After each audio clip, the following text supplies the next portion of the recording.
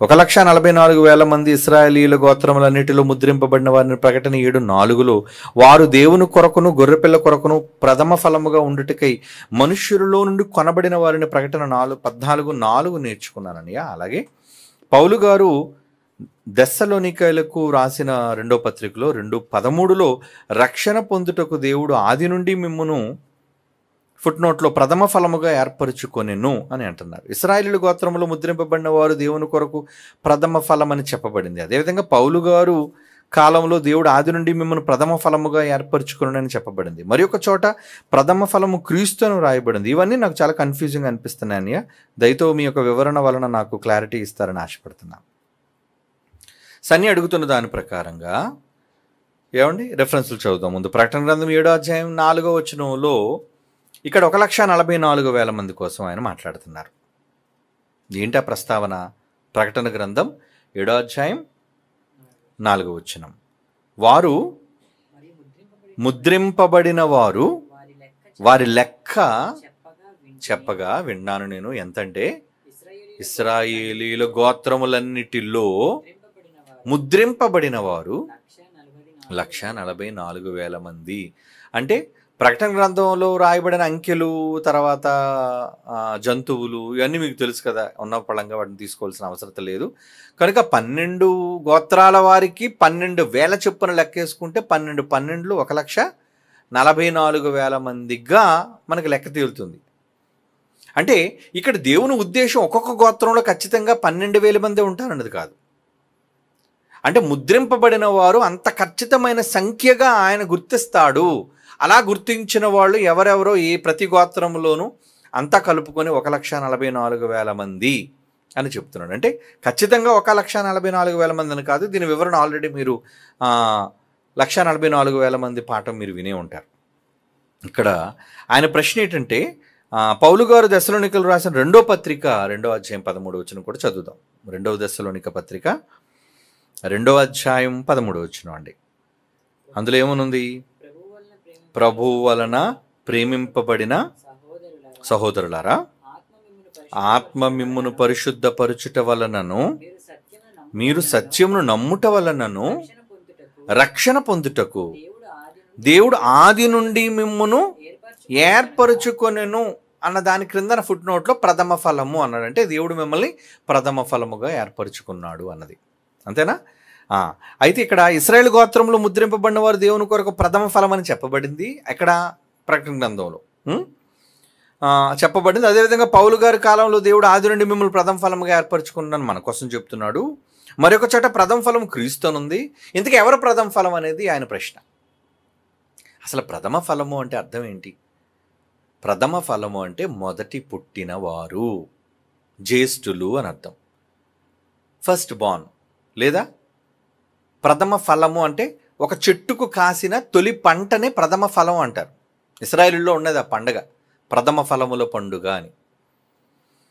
ఇప్పటివరకు కూడా చాలామంది మన వాళ్ళలో కూడా అది ఆచారంగా చేస్తుంటారు, ప్రథమ ఫలముల పండుగ అని చెప్పి. అంటే వాళ్ళు సంపాదించిన దాంట్లో, వాళ్ళు పండించిన దాంట్లో తొలి పంటను దేవుడికి, తొలి కష్టార్జితాన్ని దేవుడికి తీసుకొచ్చి ఇవ్వటం, అది ప్రథమ ఫలములు. ఇంతకీ దేవుడు మీ పంట అడుగుతున్నాడా లేదంటే మీ ధనం అడుగుతున్నాడా అంటే, వీళ్ళు ధనం మీద కాన్సన్ట్రేట్ చేసేవాళ్ళు కాబట్టి ఎంతసేపు డబ్బు వచ్చే ఇన్కమ్ కోసం వీళ్ళు ఆలోచిస్తారు కాబట్టి మీకు వచ్చిన దాంట్లో దశమ భాగం ప్రథమ ఫలం మొదటిది మాకు ఇచ్చేయండి. అందుకే ఇప్పటికీ కూడా చాలామందిలో ఉన్న ఒక అలవాటు ఏంటంటే, ఏమండి నా నా జీతంలో మొట్టమొదటిగా నేను ఉద్యోగం సంపాదించిన తర్వాత నా మొట్టమొదటి జీతాన్ని దేవుడికి ఇస్తున్నానండి అంటారు.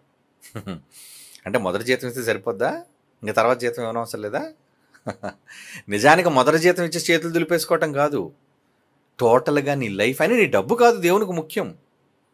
దేవుడు కోరుకుంటుంది మన ధనం కాదు, మన ఫలాలు కాదు, అవన్నీ దేవుడు మనకిచ్చినవి. దేవుడు మనల నుంచి కోరుకుంటుంది ఏంటంటే, నీలో ఉన్నది ఏదైనా సరే అది మొదట నాకే దక్కాలి, మొదట నాదవ్వాలి. అంటే మీరు దేవునికి ప్రథమ స్థానం ఇవ్వాలి అన్నది దేవుని యొక్క ఆకాంక్ష. దేవుడి విధానాలు పెట్టడంలో ఇశ్రాయేలుకి నేర్పించడం గల కారణాలు ఏంటంటే, మీరు నన్ను తప్ప వేరొక దేవుడిని కొలవకూడదు, నేనే మీకు తండ్రిని, కనుక ఏదైనా మొదట మీరు చేయాల్సింది నాకే. అంటే నాకే మీరు మొదటి స్థానం మీరు ఇవ్వాలి అని వాళ్ళకి నేర్పించటం కోసం ప్రథమ ఫలములు అన్నాడు, ప్రథమ పంట అన్నాడు. మీకు అర్థమవుతుందా? ఇవన్నీ కూడా వాళ్ళకి పాఠాలుగా పెట్టాడు, అలవాట్లుగా పెట్టాడు, ఆచారాలుగా పెట్టాడు. మరి మన దగ్గరికి వచ్చేసరికి ఏమన్నాడు? మనల్ని కూడా ప్రథమ ఫలముగానే చేశాడు. మనం ప్రథమ ఫలం కదా.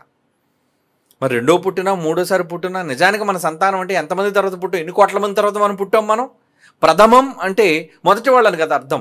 మరొకటప్పుడు ప్రథమ ఫలము క్రీస్తు అయినప్పుడు అక్కడ ప్రథమ ఫలము క్రీస్తు అంటే పుట్టుకలో యేసుప్రభు వారు ప్రథమ ఫలం, తండ్రికి మొదటి పుట్టిన కుమారుడు. అలాగే మరణాన్ని జయించటంలో కూడా ఆయన ఫస్ట్గానే ఉన్నాడు, ప్రథమ ఫలముగానే ఉన్నాడు. మృత్యుంజయుడుగా మృత్యువును గెలిచిన వ్యక్తిగా ఆయన మొదటి స్థానంలోనే కనబడుతున్నాడు. అంటే కేవలం పుట్టడం మాత్రమే కాదు, కానీ తన స్థానాన్ని నిలబెట్టుకోవడం కోసం యేసుప్రభు వారు ఎలా తన ప్రథమ స్థానాన్ని నిలబెట్టుకున్నారు, ఎలా ప్రయాసపడ్డారు అనేది మనకు తెలుసు. మరి ఇప్పుడు మనం చూసి నేర్చుకోవాల్సింది ఏంటి? మరి మనం ప్రథమ ఫలం కాదా అంటే అవును, మనం కూడా ప్రథమ ఫలమే. ఎప్పుడు ప్రథమ ఫలం అవుతాం? మనం మనకున్న దానిలో దేవుని కొరకు అన్ని విషయాల్లో మొదటి ఇచ్చేది డబ్బు మాత్రమే కాదు, కాలం, ఆరోగ్యం, శ్రమ, అవునా? ఏమండి, మన ధనం, మన కుటుంబం, ఇలా మనకున్న సర్వస్వం, మనకున్న సమస్తం ఏదైతే ఉందో వాటన్నిటిలోనూ మొదటి స్థానం దేవుడికి ఇవ్వటం. అన్నిటిలోనూ దేవునికి ప్రథమ స్థానం ఇవ్వటమే ఎవరైతే అలా ఇస్తారో వాళ్ళు దేవునికి ప్రథమ సంతానం కింద లెక్క. వాడు దేవునికి ప్రథమ ఫలముల కింద, అంటే మొదటి వాళ్ళుగా ఆయన లెక్కిస్తాడు. ఎందుకంటే దేవుని దగ్గర నుంచి ప్రతిఫలం మనం రావాలి అంటే ముందు మనం ఆయనకి ఇవ్వాలి. మొదట అన్నాడు, అందుకే ముందుగా ఆయనకి ఇచ్చి అంటాడు. మొదటిగా ఆయనకి ఇచ్చి ప్రతిఫలం పొందగలిగిన వారు ఎవరు అంటాడు. అంటే ముందు ఇవ్వటం. ఏది ఇవ్వటం? డబ్బు ఒకటే కాదు, నీ టైం, నీ సమయం ఇవ్వటం. చాలామంది ఏంటంటే చందా వేసేస్తారు, లేదంటే వాళ్ళు కలిగిన డబ్బు దేవునికి ఇచ్చేస్తారు. కానీ మరి మిగిలిన వాటి ఏమి దేవుడికి ఇవ్వాల్సిన పని లేదా? వారంలో ఆదివారం మాత్రమే దేవునికి ఇవ్వాల్సిందా? జీతంలో మొదటి జీతం మాత్రమే దేవునికి ఇవ్వాల్సిందా? 24 గంటల కాలంలో ఏదో ఒక అర్ధగంట మాత్రమే దేవునికి ఇవ్వాల్సిందా? కాదు. నీ సమయంలో, నీకున్న ఆరోగ్యంలో, నీ ఆయుష్కాలంలో మొట్టమొదటి స్థానం దేవునికి ఇచ్చేదే ప్రథమ ఫలములు, పంట. నువ్వు ప్రథమ ఫలములు దేవునికి అర్పించే అర్పణ.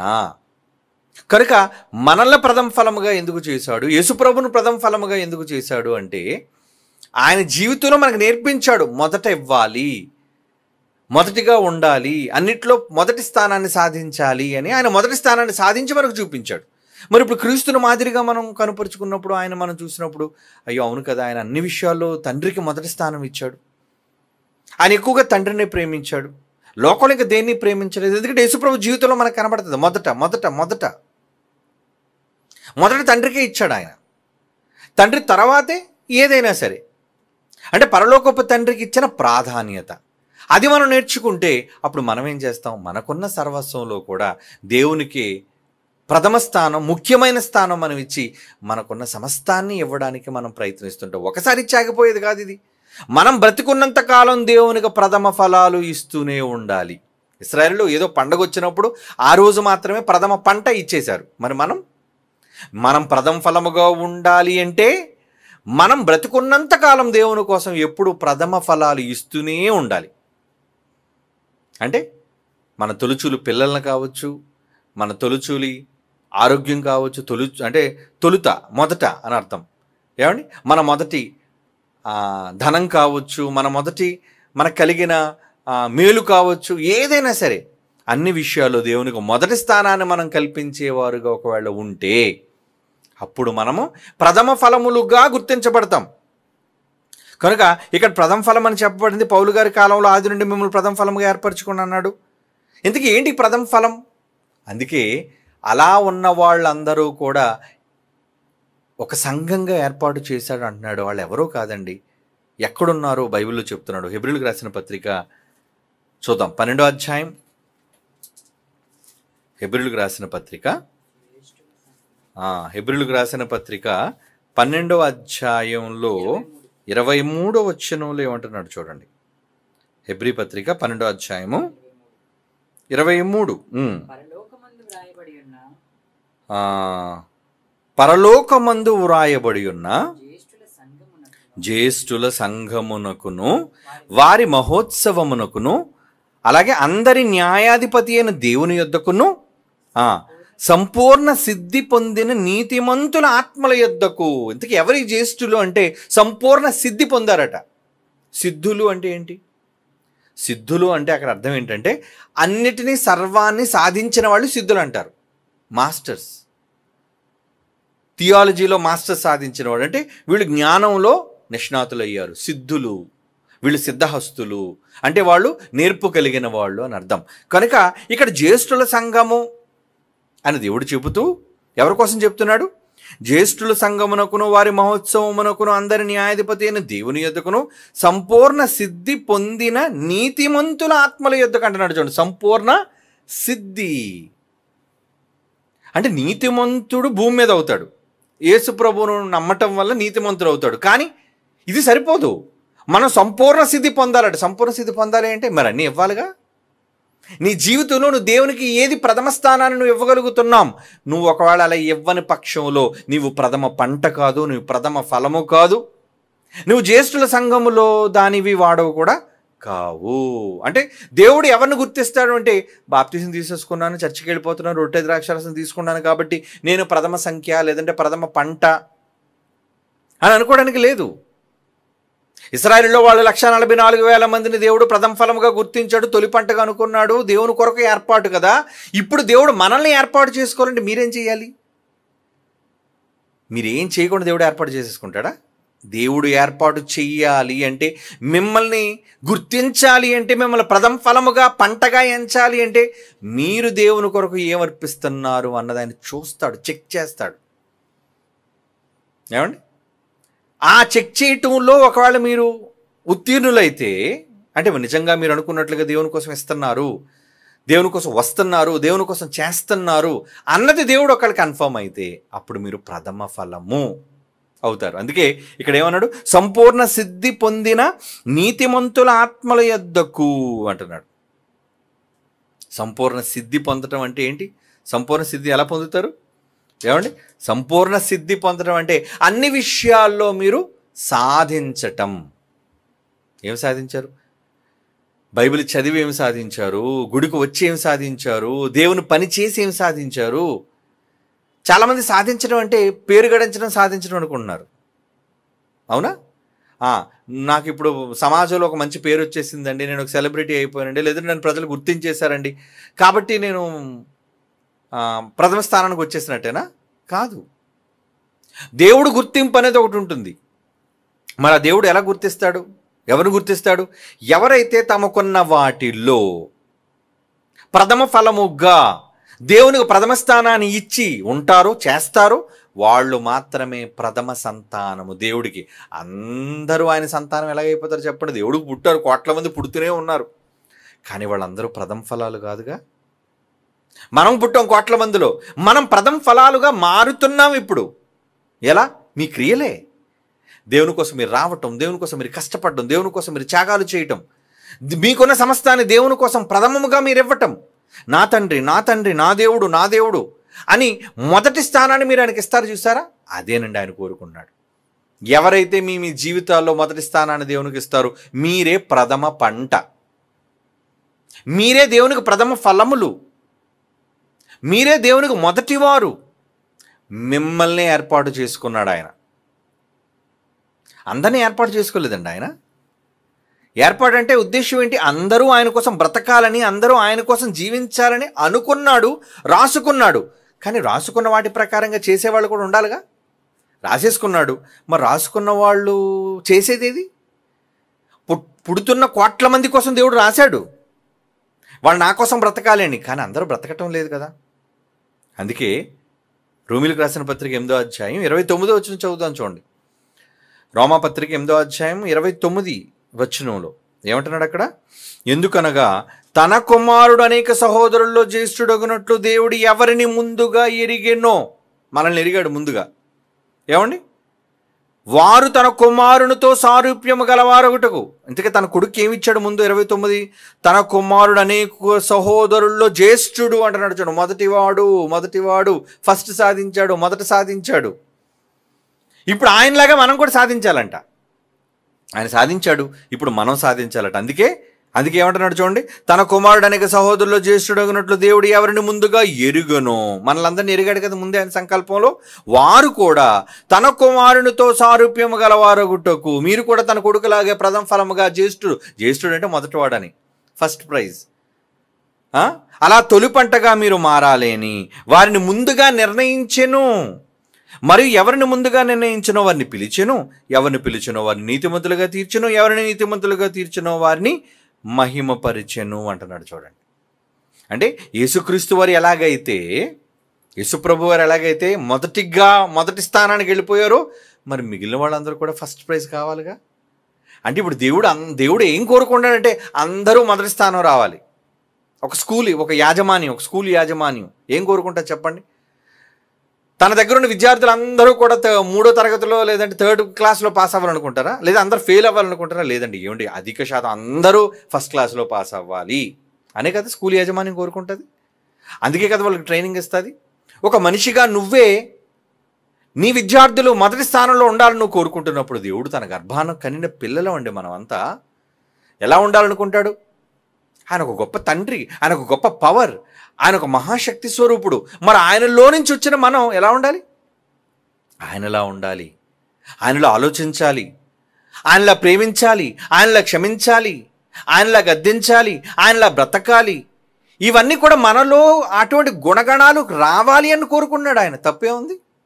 తండ్రి కదా, తను కనుక్కున్న తన పిల్లల మీద ఆశలు పెట్టుకున్నాడు, ఆయనలా ఉండాలని కోరుకుంటున్నాడు. మనం ఎలాగైతే మన పిల్లలు మనలా ఉండాలి అని, మనలా మారాలి అని మనం కోరుకుంటాం, మన పోలికలు రావాలి అని ఇష్టపడతామో, దేవుడు కూడా తన పోలికలు మనలోనికి తేవాలి అని చాలా కష్టపడుతున్నాడు. ఆ కష్టపడబట్టి ఈరోజు భూమి తిరుగుతుంది, ఆ కష్టపడబట్టి ఈరోజు మనం ఆహారం భుజించగలుగుతున్నాం, మన ఊపిరి ఆడగలుగుతుంది. అంటే ఒక మహాశక్తిగా ఎంత వెనకుండి పనిచేస్తున్నాడంటే ఆయన శ్రమ ఎవరికి అర్థం కావట్లేదు. నిజానికి తండ్రి కోసం ఎవరికి అర్థం కావట్లేదండి. 2024లో తండ్రి కోసం ఒక అపురూపమైన గీతం అండి, వండర్ఫుల్ సాంగ్ జాన్సన్ డాక్టర్ గారు రాశారు. దానికి వీడియో కూడా కంప్లీట్ చేసేసాం 2 days క్రితమే. తల్లిదండ్రులను దేవుడు చేశాడు ఎందుకు అంటే, అసలు దేవుడు అనే ఒక శక్తిగా నిజమైన తండ్రి ఎవరు అంటే ఆయనే అని ఆ పాట చూసిన తర్వాత మీకు అర్థం అవుతారు.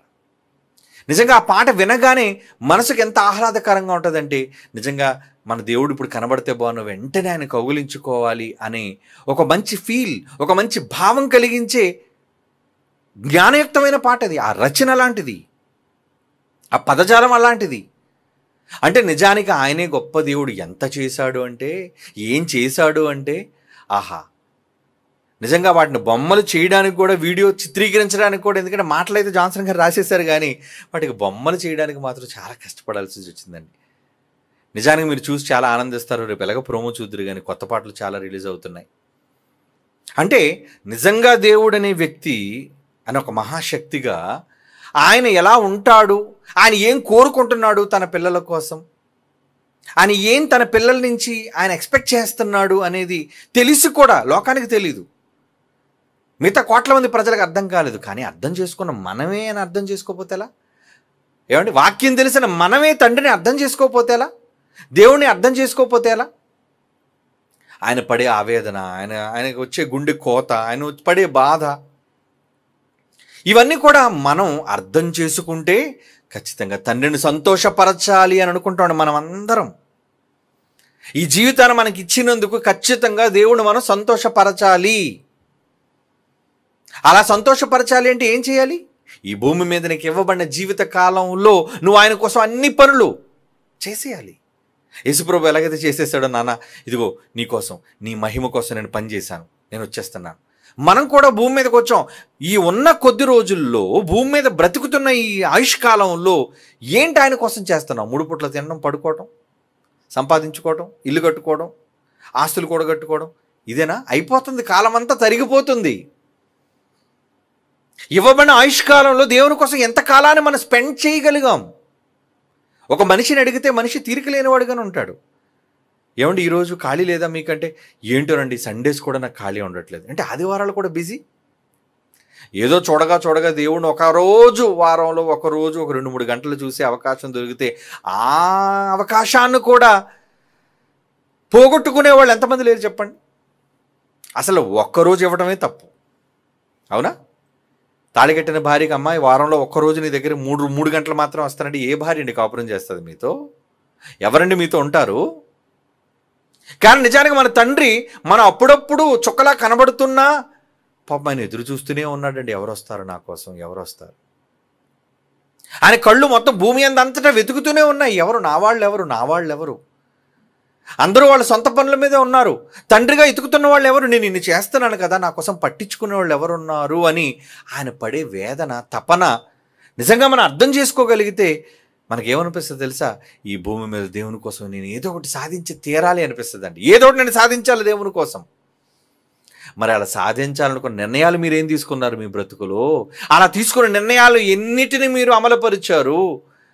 అలా అమలుపరిచిన వాటిలో ఎన్ని విషయాల్లో మీరు తండ్రికి ఘనతను మీరు చేకూర్చగలిగారు? మరి వీటన్నిటిని ఏ రోజైనా మీరు క్యాలిక్యులేట్ చేసుకోగలుగుతున్నారా? వచ్చిన జీతం ఎలా ఖర్చు పెట్టాననే లెక్కలు చూసుకుంటున్నారు, లేదా సంపాదించిన సంపాదనలో ఎంత వెనకేసుకున్నాననే లెక్కలు చూసుకుంటున్నారు. కానీ దేవుడిచ్చిన ఆయుష్కాలంలో ఎంత ఆయుష్కాలం నేను దేవుని కోసం కష్టపడి నేను ఖర్చు చేశాను అని ఆలోచించగలుగుతున్నారు? చెప్పండి, ఆలోచించండి. అంటే దేవుడు ఎన్నో ఎన్నో ఎన్నో మీకోసం ఎన్నో సమకూర్చి పెట్టినప్పుడు, వీటన్నిటిని మీరు అనుభవిస్తున్నప్పుడు, అవన్నీ ఆయన వలనే మీకు అనుగ్రహింపబడినప్పుడు మరి మీరేం చేయాలి? ఆయన కోసం నేను ఏదో ఒకటి భూమి మీద బ్రతుకున్నప్పుడు చెయ్యాలి అనే పట్టుదల మీలో రావాలి. ఎక్కడుందండి పట్టుదల? మనుషుల్లో పట్టుదల లేదండి. సంపాదన కోసం పట్టుదల ఉంది, భూమి మీద దేనిని సాధించడం కోసం పట్టుదల ఉంది, ఉద్యోగం చేయాలనే పట్టుదల, ఇల్లు కట్టాలనే పట్టుదల, మంచి పెళ్లి చేసుకోవాలనే పట్టుదల, ఇలా ఎన్నిటి కోసం పట్టుదల పెట్టాం. మనం దేవుని కోసం ఏదైనా సాధించాలి అని ఈ రోజైనా పట్టుదల పడుతున్నావా? మిమ్మల్ని కూర్చోబెట్టాలి, ఇలాంటి మాటలు చెప్పాలి, దేవుని కోసం ఆలోచించాలని మిమ్మల్ని పురుకొల్పాలి, అప్పుడు కానీ మరలా మనలో ఉన్న భావాలు మరలా ఏమంటారు దాన్ని లేవు. అంటే ఒకసారి ఆలోచించవు, చెయ్యాలి అనే తపన మరలా మనకు రాదు. పురుకొల్పాలి ఎవరో ఒకరు మనల్ని. ఇలా పరిస్థితిలో ఉన్నప్పుడు, లోకం అంతా ఇలాంటి పరిస్థితిలో ఉన్నప్పుడు ఏమండి, దేవునికి ప్రథమ ఫలముగా వీళ్ళందరినీ చూసి ఏమనుకుంటాడు? కోట్ల మందిలో ఎవరరా నా ప్రథమ ఫలం ఎవరూ కనబడటం లేదు. నీతిమంతులుగా నేను తీర్చడానికి ప్రథమ ఫలం లేరి, నా కోసం ఆలోచించే మొదటి వ్యక్తి లేరి, ముందుగా నా కోసం తెచ్చి ఇచ్చేవాళ్ళు లేరి, ముందుగా నన్ను ప్రేమించేవాళ్ళు లేరి, ముందుగా నన్ను వెతికేవాళ్ళు లేరి. దేవుడు వెతికేవాళ్ళు ఎవరు ఉన్నారండి? ఏమండి, భార్య అర్ధరాత్రి టప్పగా మంచం మెలుగు వచ్చింది అనుకోండి, మంచం మీద పక్కన చూస్తుంది మా ఆయన ఉన్నాడా లేదని. లేదంటే భర్తకు మెలుగు వస్తే మా ఆవిడ ఉందా లేదా, పిల్లలు ఉన్నారా లేదా. ఏమండి, వాళ్ళ కోసం మనం ఎంత ఆలోచన, ఎంత ధ్యానం. ఒకళ్ళు నిజంగా లేచి మనం లేచినప్పుడు పక్కన లేరనుకోండి, వెంటనే లేస్తాం. ఎక్కడికి వెళ్ళారు? వాష్రూమ్కి ఏమైనా వెళ్ళారా? లేదా ఇంకెక్కడికైనా బయటికి వెళ్ళారా? ఒకళ్ళు వాష్రూమ్లో కనబడక, ఇంట్లో కనబడక, ఏమండి బయటకు వచ్చి తలుపు తీసి చూస్తారు కనబడకపోతే ఏమండి ఆనందంగా ఉంటారా, టెన్షన్ పడతారా? రాత్రి 2-3 గంటలకి నిజంగా మీ పక్కన మీ భార్యో భర్తో లేకపోతే, కనబడకపోతే, మీరు లేచి వెతుకున్నప్పుడు వాళ్ళు లేకపోతే మీరు కంగారు పడతారా? పడతారు కదా. అంటే వాళ్ళ మీద ఎంత కాన్సన్ట్రేషన్, ఎంత శ్రద్ధ మీకు. వాళ్ళు వెతుకుతున్నారు, వాళ్ళు కాసేపు కనబడకపోయేసరికి మీకు తొందర. ఏమంటే దేవుణ్ణి వెతికేవాళ్ళు ఉన్నారా? తన్ను వెతుకువారు కలరేమో అని దేవుడట ఆకాశము నుంచి చూస్తున్నాడటండి. తన్ను వెతికేవాళ్ళు, నన్ను వెతికేవాళ్ళు ఎక్కడున్నారు? ఆయన ఆకాశం నుంచి నేత్రం చూస్తుందటండి. ఒకళ్ళ ఇద్దరు నా చూడడానికి, కోట్ల మందిలో ఎవరు నన్ను వెతికేవాళ్ళు అని ఎదురు చూస్తున్నాడటండి ఆయన. మరి అలా వెతికే ఆ కంటికి నువ్వు కనబడితే, అలా వెతికే ఆయన మనస్సుకు నువ్వు నేనున్నాను నాయన అంటే నువ్వు చెప్పనవసరం లేదు. కానీ నీ క్రియలు, నీ ఆలోచనలు, నీ తలంపులు, అలాంటి సమయంలో కూడా నువ్వు ఆయన కోసం ఉన్నావు అనే విషయం ఆయన తెలుసుకుంటే ఆయన ఎంత ఆనందిస్తాడండి, ఎంత పొంగిపోతాడండి. ఆలోచించండి. అంటే నిజంగా దేవుని గూర్చి మనం అర్థం చేసుకోగలిగితే ఖచ్చితంగా మనం ఆయన కోసం ఉండాలి అనుకుంటాం, ఆయన కోసం బ్రతకాలి అనుకుంటాం, ఆయన కోసం ఏదో సాధించాలి అనుకుంటాం. లేదా కన్నందుకు భార్యకి, పిల్లలకు, లేదా కట్టుకున్నందుకు భార్యకి, ఏమండి వీళ్ళకి ఏదో ఒకటి చెయ్యాలి అని కేవలం వీళ్ళే మాత్రమే మనం గిరిగీసుకొని వాళ్ళ కోసమే ఏదో చేసి చచ్చిపోతున్నామండి. లోకంలో మనం ముందున్న వాళ్ళు అందరూ అలాగే చచ్చిపోయారు. పిల్లల కోసం ఆస్తి కూర్చేవాళ్ళు, భార్య కోసం ఇల్లు కట్టి చచ్చిపోయేవాళ్ళు. ఏమండి భర్త రిటైర్ అయిపోయే ముందు ఏమంటాడు? అమ్మాయి నేను రిటైర్ అయ్యే లోపు నీకు మంచి ఇల్లు కడతాను, ఎందుకంటే నేను లేరిపోయిన తర్వాత నువ్వు అనాథగా ఎక్కడ దీంట్లో ఉండడానికి వీల్లేదు. అంటే ఈరోజు మనుషుల్లో ఉన్న ప్రణాళికలు చెప్తున్నానండి. నేను చచ్చిపోయిన తర్వాత మీరు అనాథలుగా ఉండకూడదు. అదిగో అందరికీ ఇదిగో ఒక్కొక్కరికి బ్యాంక్ అకౌంట్లో ఇంత అమౌంట్ నేను జమ చేస్తున్నాను. మనుషులుగా మనుషుల కోసం ఆలోచించి చేసేది అదే కదండి. ఎంతకాలం? 60 years లేదా 60, 70, 80 బలం ఉంటే, అధిక బలం ఉంటే 80 కూడా మీరు బ్రతుకుతున్నారు. మరి 80 సంవత్సరాల జీవిత కాలంలో ఎవరి కోసం మీరు ఆలోచిస్తున్నారు చెప్పండి? మీ వాళ్ళకి ఏదో ఒకటి కూర్చాలి, మీ వాళ్ళకి ఏదో ఒకటి దాయాలి, మీ వాళ్ళకి ఏదో ఒకటి సమకూర్చి పెట్టాలి అని ఎంత ఆలోచన ఏంటి 60 సంవత్సరాలకి? అసలు మీకోసం ఎన్ని దాచిపెట్టాడు ఆయన, మనం చూడలేదు, ఇంకా వాటిని నమ్మాలి. మనం వెళ్ళేసరికి ఎన్నో దాచిపెట్టాడు ఆయన. ఏమంటే మనం రాకముందు ఈ ప్రకృతి, ఈ భూమిని చూసి ఎన్ని అందాలు, ఎన్ని ఆహ్లాదకరమైన వాతావరణంతో కూడిన పరిస్థితులు దేవుడు ఇక్కడ పెట్టాడు భూమి మీద. టెంపరరీ, ఏమండి, తాత్కాలికంగా ఉండే భూమి మీద ఇన్ని సుఖాలు పెట్టాడే, శాశ్వత కాలం ఉండే ఆయన దగ్గర ఎన్ని సుఖాలు దాచి ఉంటాడండి, ఎన్ని ఆనందాలు దాచిపెట్టి ఉంటాడండి. కానీ వాటి కోసం ఆలోచించేవాళ్ళు ఎవరున్నారు? ఆయన ఏమో అంటున్నాడు, నాయన మీకోసం దాచాను రా, మీకోసం నేను చాలా దాచిపెట్టాను, నేను మీకోసం నేను చాలా సమకూర్చి పెట్టాను, మీరు వస్తారని. మీకే ఇవన్నీ. శరీరం అనుభవించే సుఖాలు చాలా చిన్నవి, ఆత్మ అనుభవించే సుఖాలు చాలా పెద్దవి, శాశ్వతమైనవి. అలాంటి వాటి కోసం నేను ఎంతో సిద్ధపరిచాను, ముందు మీకోసం సిద్ధం చేశానంటున్నాడు ఆయన. పరలోకం ఎప్పుడు? ఈ లోకం పుట్టక మునిపే పరలోకాన్ని రెడీ చేశారట మన కోసం ముందుగా లోకాన్ని సిద్ధం చేసేసాడంటే ఎంత ఆయనకి ప్రణాళిక. నా పిల్లలు వచ్చేస్తారు. కాబట్టి క్యారేజ్ పెట్టి అమ్మ పంపిస్తుంది. మధ్యాహ్నం 12 తర్వాత ఇంకా వాడు సాయంత్రం బడి నుంచి ఇంటికి వచ్చే టైం అవుతుంది అనగానే అమ్మ కంగారు పడిపోతుంటుంది. ఏమని? పిల్లలు వస్తారు, వాళ్ళకి ఏదో పెట్టాలి, పిల్లలు వస్తారు, వాళ్ళకి ఏదో వండాలి, పిల్లలు వస్తారు, వాళ్ళకి ఏదో దాచి పెట్టాలి, రాగానే వాళ్ళు తినాలి. నీ తల్లిగా నీకు వాళ్ళ మీద ఉన్న మమకారం, నువ్వు కనుక్కున్న వాళ్ళ మీద, నీ రక్త సంబంధాల మీద నీకున్న ఎంతో ప్రీతి. మరి దేవుడికి చాలా ఉందండి, ఆయనకి చాలా అనంతమైనది ఉంది. నా పిల్లల కోసం చాలా దాచాను నాయన, మీరు రండి నాయన, మీకోసమే రా, ఇదంతా మీకోసమే, నేను అనుభవించడానికి కాదు. ఏమంటే దేవుడే నిజంగా స్వార్థపరుడు అనుకోండి, పిల్లలు ఎందుకండి వీళ్ళందరూ అనుభవించడానికి? నాకున్న శక్తులతో, నాకున్న అధికారాలతో హ్యాపీగా సుఖం ఏదో నేను అనుభవిస్తా. అలాంటి స్వార్థం ఆయనకి లేదండి, అలాంటి స్వార్థ చింతన ఆయనకు లేదు. మరి ఏంటి, ఏం చేస్తున్నాడు ఆయన? మన కోసం ఎదురు చూస్తున్నాడు. ఎప్పుడు వస్తావు? నీ రాక కోసం ఆయన ఎదురు చూపులు. భక్తుల మరణం, ఎప్పుడైతే భక్తుడు చచ్చిపోయాడో అన్న అనుకున్నాడు యెహోవాకి ఏంటట, ఆయన దృష్టికి విలువ వచ్చేస్తున్నాడు, నా కొడుకు వచ్చేస్తున్నాడు. అంటే ఇష్టమైన వాళ్ళు భూమి మీద కన్ను మూస్తే ఆయనకి ఎంత ఆనందం. తన దగ్గరకు వస్తున్నందుకు, తన సిద్ధపరిచిన లోకాన్ని ఆస్వాదించటం కొరకు ఆయన సిద్ధపరిచిన అంటాడండి. అందుకే మత్తయి సువార్త 25 అనుకుంటాను, ఆయన ముందుగా మన కొరకు సిద్ధపరిచిన, మనం పుట్టక ముందే సిద్ధం చేశాడు. నరకాన్ని దొంగల కోసం సిద్ధం చేశాడు, అలాగే పరలోకాన్ని, మహాలోకాన్ని కూడా మన కోసం ముందుగా సిద్ధం చేశాడండి ఆయన.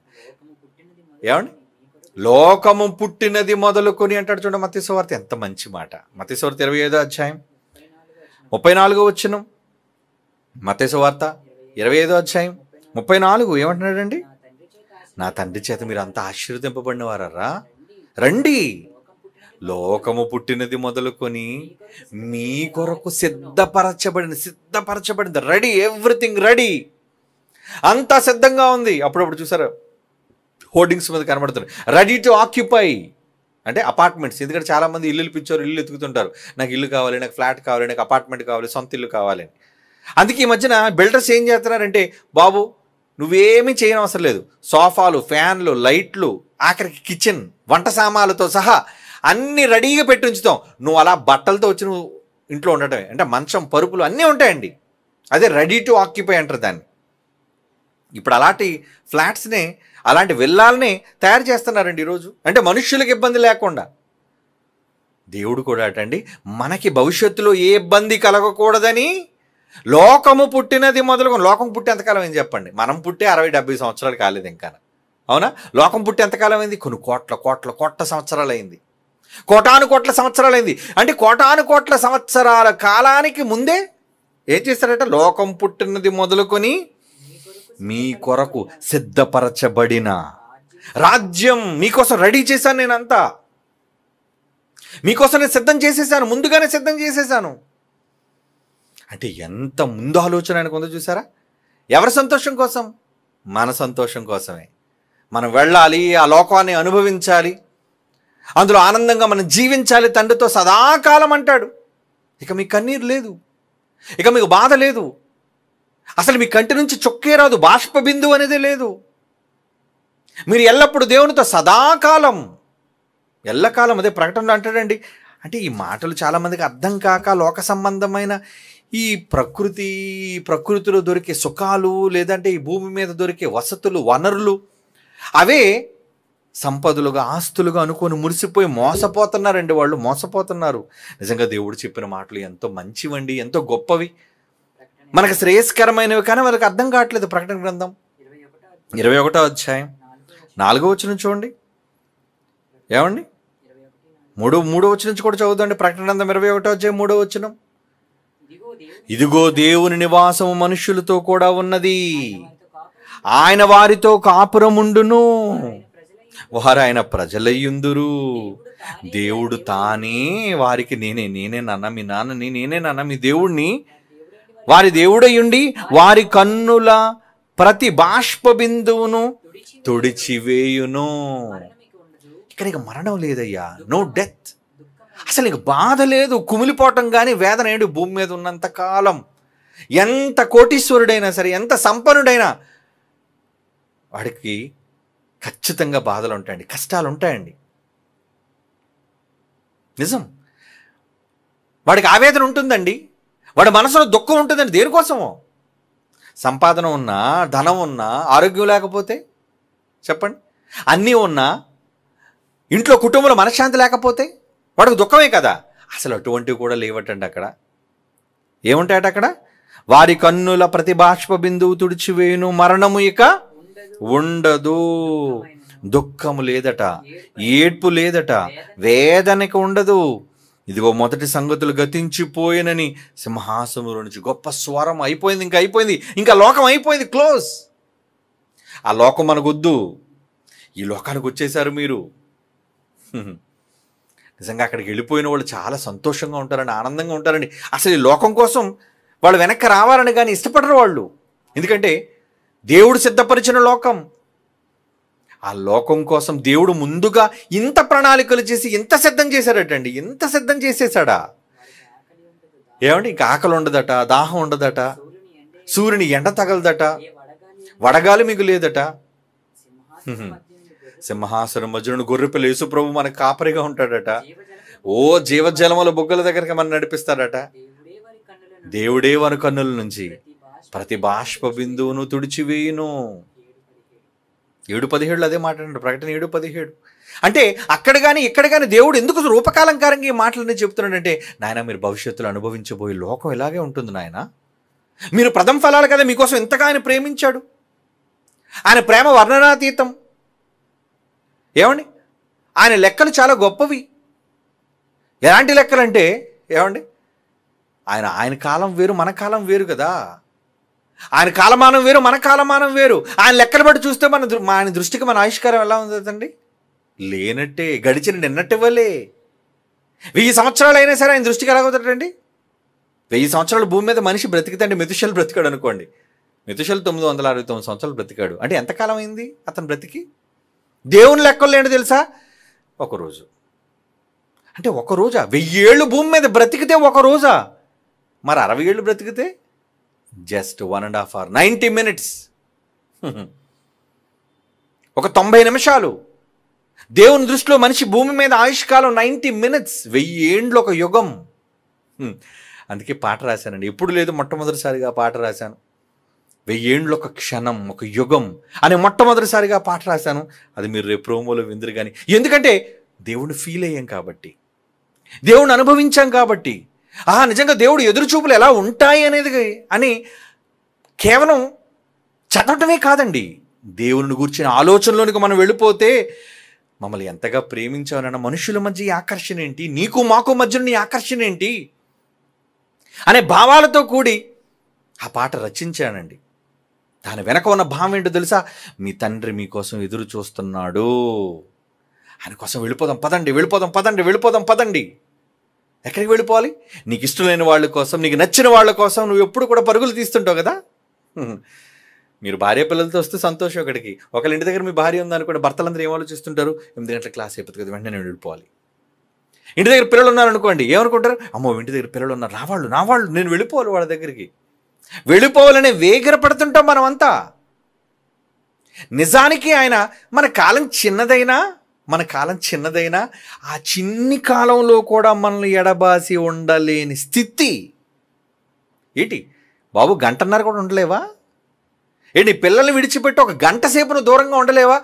ఏంటోనండి, మరి నాకు వాళ్ళకి ఉన్న అనుబంధం అలాంటిది. అప్పుడే భార్య ఏంటి నేను బజార్కి వెళ్తానండి, బయటికి వెళ్ళింది, వెళ్ళగానే నువ్వు ఫోన్ చేస్తావు 10 నిమిషాలు, వెళ్ళావా, తీసుకున్నావా, ఎప్పుడు వస్తున్నావు, వెళ్ళి 10 నిమిషాలు కాలేదు, ఎందుకు నువ్వు ఫోన్ చేస్తున్నావు? నీ వాళ్ళ మీద నీకున్న ప్రేమ. త్వరగొచ్చే నేను ఇంట్లో ఉన్నా, నీకోసం చూస్తున్నాను, ఇప్పుడే కదా 10 నిమిషాలు అయింది కదా బయటికి వెళ్ళి. పిల్లలైతే పిల్లల్ని ఒకళ్ళు ఏదైనా తల్లిదండ్రులు పని మీద పంపితే, ఇదిగో నువ్వు ఎక్కడున్నట్టే రావాలి, నువ్వు ఎక్కడున్నట్టే రావాలి అని చెప్పి, అంటే ఇక్కడున్నట్టు రావాలి అంటే ఇంకెళ్ళడం ఎందుకు ఏమండి? అంటే వెళ్ళినా సరే నువ్వు ఆలస్యం చేయకుండా త్వరగా నీకోసం ఎదురు చూస్తున్నా, నా దగ్గరికి వచ్చేయి అని ఒక తండ్రి పడే తపన, ఒక ప్రేమించిన వాళ్ళ కోసం మనం పడే ఆవేదన ఎలా ఉంటుంది? అదే ఆ పాటలో మీరు చూద్దరు కానీ ఆ క్లిప్పింగ్స్ వండర్ఫుల్. అంటే దేవుణ్ణి చూపించటంలో, దేవుణ్ణి గూర్చి మనం తెలుసుకోవటంలో, దేవుణ్ణి సమాజానికి చూపించటంలో ఇలాంటి వాడా దేవుడు. ఒకళ్ళు నిజంగా రాకపోతే ఆయనకు ఒక క్షణం, నువ్వు లేని దూరం, నువ్వు తిరిగి రాని ఒక క్షణం కూడా ఆయనకి ఎలా ఉంటుందో తెలుసా? యుగం. ఏంటి, ఇద్దరి మధ్యలో ఆకర్షణ అలాంటిదేనండి. కలిసి ఉన్నారనుకోండి, ఇద్దరు ఒకరంటే ఒకరి అమితమైన ప్రేమ. కానీ ఒకసారి దూరం ఏర్పడింది అనుకోండి, ఆ దూరం ఎలాగుంటుందో తెలుసా అండి? ఆ దూరం ఎంత బాధాకరంగా ఉంటుందో తెలుసా అండి? ఎప్పుడు చూడాలి, ఎప్పుడు మాట్లాడాలి, ఎప్పుడు కలవాలి. నిజంగా ప్రేమించిన వాళ్ళకైతే ఉంటుందండి. అవసరాల కోసం ప్రేమించేవాళ్ళు, ఏమండి, వ్యామోహాల కోసం ప్రేమించే వాళ్ళ మధ్య ఉండవు ఇవి. నిజంగా హృదయపూర్వకంగా ఎవరినైనా కోరుకుంటే వాళ్ళ కోసం ఉంటుందండి ఆ తపన. నిజంగా దేవుడు మనల్ని కోరుకున్నాడు, ఏది ఆశించకుండా మన నుంచి, మనమే కావాలని కోరుకున్నాడు. అలా కోరుకున్న తండ్రి, ఆ తండ్రి తపనేంటో తెలుసా? త్వరగా వచ్చేయాలి. అందుకే మీ ఆయుష్కాలం చిన్నది చేసేసాడు. త్వరగా వచ్చేయండి నాన్న, మీరు చచ్చిపోయి నీతిమంతులుగా నా దగ్గరకు వచ్చేస్తే నాకు సంతోషం, మాకు పండగ, నాకు ఆనందం. అటువంటి ఉద్దేశం ఆయన మనస్సులో ఉంది. మరి తిరిగి మనం ఒక వెళితే సంతోషం అండి, హ్యాపీ. బయటికి వెళ్ళిన వాళ్ళు వచ్చేసారు, నా భర్త బయటికి వెళ్ళాడంటే హ్యాపీగా వచ్చేసాడు. కానీ బయటికి వెళ్ళిన భర్త ఇక రాడు అని తెలిస్తే ఎలా ఉంటుంది ఆ బాధ? దేవుడికి కూడా ఒకవేళ భూమి మీద తిరిగి ఆయన దగ్గరకు రాలేని వాళ్ళ కోసం ఎంత నరకం అనుభవిస్తాడో ఆ పాట చూస్తే అర్థం కావాలండి. అయ్యో, దేవుడు ఇంత వేదన అనుభవిస్తాడా? ఇంత మమకారం దేవుడికి మన మీద ఉందా? మనం రాకపోతే ఆయన పడే ఆవేదన ఎంత ఉంది? అది నిజంగా మనం అర్థం చేసుకోవాలి, ఈ సమాజానికి అర్థమయ్యేటట్టుగా చెప్పాలి. ఎందుకంటే ఆయన నుంచి మనం దూరంగా ఉన్నామండి, ఎడబాటులో ఉన్నాం. తండ్రికి కుమారులుగా భూమి మీద మనం దూరంగా ఉన్నాం.